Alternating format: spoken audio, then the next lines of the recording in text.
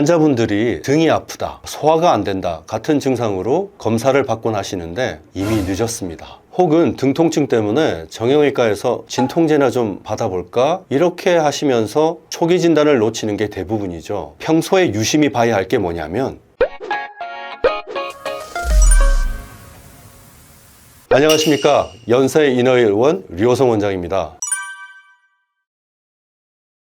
췌장암에 걸리면은 10명 중 9명은 사망하십니다. 정말 무서운 암인데요. 일단은 그 이유가 발견이 어려워요. 췌장은 척추 앞 복부 제일 안쪽에 딱 있어서 쉽게 발견하기가 힘듭니다. 게다가 초기 증상이 거의 없어요. 어느 정도냐면 암이 이미 커져서 주변 장기에 침범했을 때 심한 소화불량이나 황달 등의 통증까지 생겨서 발견이 됩니다. 그 정도 되면 사실 3기나 4기까지 간 상황이거든요. 이미 주변 림프절이나 담도나 대동맥에까지 전이가 된 거고요. 수술이 가능한 단계에서 진단받는 경우는 15에서 20% 정도밖에 안 됩니다. 초음파를 자주 찍으면 되지 않나요? 이렇게 말씀하시는 분도 있지만 복부 비만이 있으시거나 그게 아니더라도 대장에 가려져서 발견이 잘 안 될 수 있습니다. 특징적인 초기 증상도 없고 초음파 검사를 해도 발견이 어렵고 정말 무섭고 어려운 암이죠. 전문의들이 말하는 의심 증상으로는 크게 4가지가 있는데요. 갑자기 당뇨가 생기거나 심해진다든지, 아니면 한 달 내내 소화불량이 있든가, 또는 약을 이것저것 먹어도 배가 계속 아프고 그리고 복통이 있으면서 등 통증이 느껴진다든지. 그런데 사실 이런 증상이 나타났다면 이미 늦습니다. 예를 들어서 황달이 보인다. 이미 증상이 나타난 거잖아요. 이건 암이 담관을 막아서 생기는 거거든요. 이 자체가 임파선 전이까지 돼서 담관이 막힌 거니까요. 그래서 증상이 오기 전에 미리 잡아내는 게 중요합니다. 그럼 주기적으로 초음파나 CT를 찍으면 되나요? 라고 물어보시는데요. 검진 중요하죠. 췌장암 환자 90%는 55세 이상에서 생기거든요. 그래서 50대 이상이면 복부 CT를 한번 찍어보시는 걸 권해드립니다. 특히 췌장암 가족력이 있거나 이미 만성 췌장염이 있는 고위험 환자분들, 그리고 평소에 이런 육류나 음주를 자주 즐기시면서 배가 좀 나오신 분들은 꼭 검사가 필요하겠습니다. 그런데 췌장암은 초음파로는 발견이 어렵고, 그렇다고 소화가 잘 안 된다고 계속 CT를 찍는 것도 좀 문제지 않습니까? 방사능 노출도 그렇고 비용도 만만치 않지 않습니까? 주기적인 검진을 뭐라고 하는 건 아닙니다. 검진만큼 중요한 건 췌장암이 생기지 않게 예방을 하는 거죠. 그리고 핵심은 우리 생활 습관을 바로잡는 데 있습니다.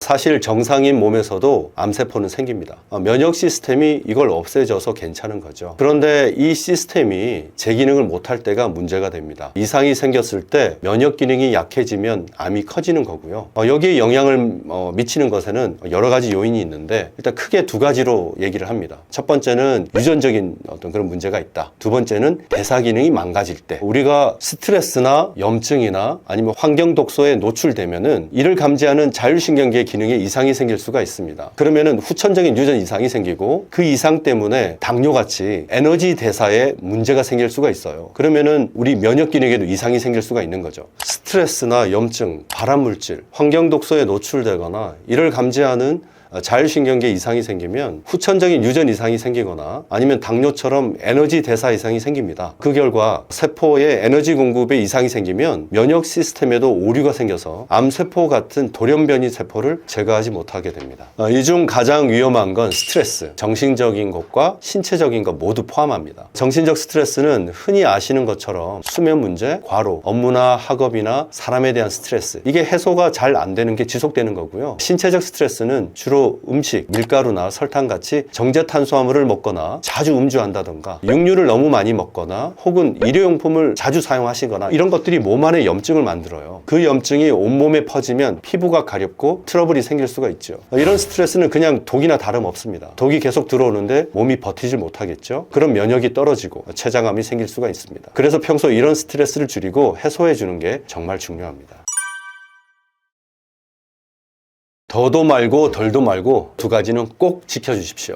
첫 번째, 숙면. 스트레스를 안 받고 살 수는 없어요. 하루아침에 빵이나 탄산음료를 끊고 살기 힘들죠. 하지만 라면이나 빵, 콜라, 사이다, 술로 몸에 염증을 만들어가면서 해결될 수는 없습니다. 스트레스를 잘 풀어줘야 자율신경과 호르몬 균형이 잘 맞춰지면서 이런 음식이 덜 당기게 됩니다. 이때 가장 중요한 것은 바로 숙면입니다. 절대로 주무시기 30분 전부터는 핸드폰이나 컴퓨터, TV를 보지 하지 마시고요. 블루라이트가 들어오면 깊은 잠이 들지 못하거든요. 특히 야식, 잠들기 전에 출출한데 라면 하나만 먹어야지 절대 안 됩니다. 이것도 수면의 질을 크게 떨어뜨리거든요. 침대에 눕기 3시간 전부터는 안 드셨으면 합니다. 두 번째는 바로 식습관인데요. 보통 염증은 위와 장에서 시작됩니다. 당연하죠. 염증을 유발하는 음식, 그 중에서 2가지, 정제 탄수화물 중에서 밀가루, 설탕, 액상과당을 피하셔야 합니다. 탄산 좋아하시는 분들, 특히 당류 제로 이런 거는 피하시는 게 좋습니다. 최근 감미료의 위험성은 논란도 있었잖아요. 그리고 과도한 육류 섭취는 피해 주셔야 합니다. 나는 고기 반찬 꼭 있어야 해 하셔도 주 한두 번으로 만족하셨으면 좋겠습니다. 또 단백질을 섭취하실 때도 생선이나 닭이나 오리 등으로 대체하시는 게 좋겠습니다. 조리 방법을 덧붙여 얘기하자면 튀김보다는 찌거나 삶는 것을 권해드립니다. 식용유나 콩기름, 카놀라유 같은 이런 튀김용 기름은 몸의 염증을 잘 일으키거든요. 생활습관에 대해서 말씀을 좀 드리고 싶은데요. 주로 사무직 종사자분들께 해당하는 겁니다. 오래 앉아 있거나 고개를 숙여서 이렇게 노트북이나 휴대폰 보는 게 정말 안 좋습니다.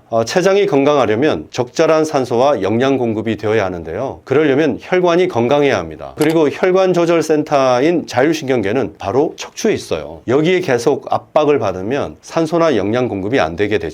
그래서 못해도 30분에 한 번은 일어나시고요. 매일 10분간 꾸준히 척추 스트레칭을 하시길 바랍니다. 비단 췌장암뿐만 아니라 면역 증강에도 큰 도움이 되니까 꼭 명심해 주십시오. 예를 들면 가볍게 한 자리에서 이렇게 이런 식으로 말이죠.